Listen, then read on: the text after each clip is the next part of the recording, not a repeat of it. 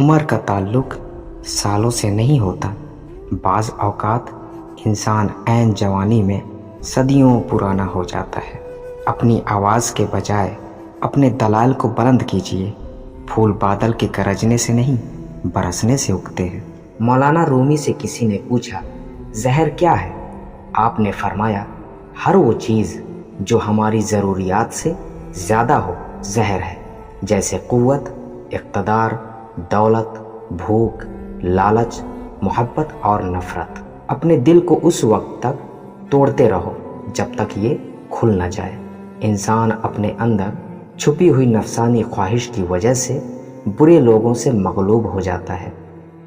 ایک جگہ کوڑے کا ڈھیر پڑا تھا، ایک مرغ اس کو کریدنے لگا۔ اسی کوشش اور جستجو میں اس کو ہیرا پڑا نظر آیا۔ بولا کہ بے شک تو بیش قیمتی ہے، مگر مجھے اس سے کیا؟ تو اگر کسی جوہری کو مل گیا ہوتا تو تیری قدر کرتا، تجھے اپنی دستار میں سجاتا۔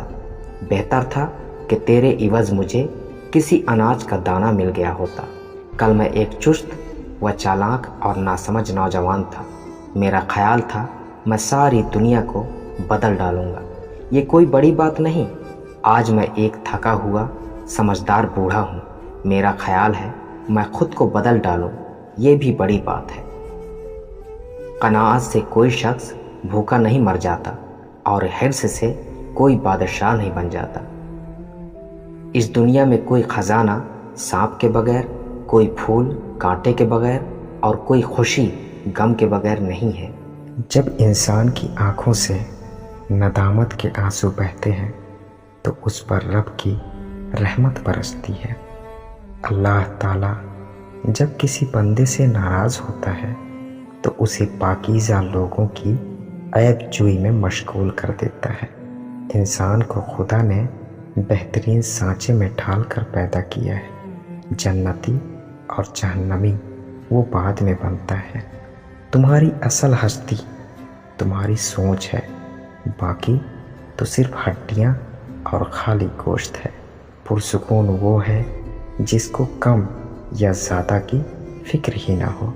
خاموش رہو، صرف خدا ہی تمہارے دل کا بوجھ ہلکا کر سکتا ہے۔ اگر ہر بےہودہ محض اپنی عقل کے ذریعے سے حقیقت کو پا لیتا تو اللہ تعالیٰ اتنے انبیاء علیہ السلام کو کاہے کو بھیجتا۔ عقل حقیقی وہی ہے جو اپنے خالق سے فیضیاب ہو۔ جو عقل عطا کے اثر سے پیدا ہو وہ عقل ہی نہیں ہے۔ تدبیر وہی کارگر ہوتی ہے جو تقدیر کے حسب حلال ہو۔ جو شخص نیک اور ہوش سے آزاد ہو وہی اصل بادشاہ ہے۔ جو شخص تعلیم کو قبول نہیں کر سکتا وہ شخص یقیناً قابل گویائی نہیں ہو سکتا۔ دوستی ہی کے ذریعے سے محبت و عداوت پیدا ہوتی ہے، اور غذا ہی کے ذریعے سے صحت اور مرض لاحق ہوتا ہے۔ گمراہی بھی علم سے پیدا ہوتی ہے، اور ہدایت بھی، جیسے تری سے کڑوا پن اور میٹھا پن بھی۔